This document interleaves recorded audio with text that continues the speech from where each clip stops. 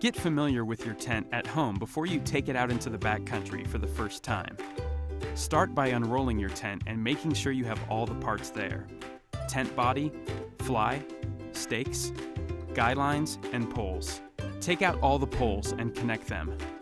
They last longer if you don't shake and snap them together, so connect them gently. Thread all the poles through their sleeves, or set the ends in the grommets and connect the hooks. Once the tent structure is set, stake out the corners. To make the floor taut, make sure you have a couple of extra stakes. If your tent includes a rain fly, shake it out and place it on top of the tent. Line up the entrance of the fly with the entrance of the tent. Then, secure the fly to the tent.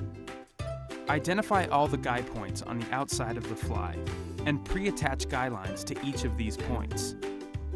You'll later use these to anchor the tent with stakes or rocks. Guy lines can increase the stability of the tent in big winds.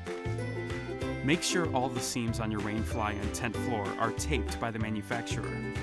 If not, you'll want to apply seam sealer to prevent water from creeping into the stitch holes.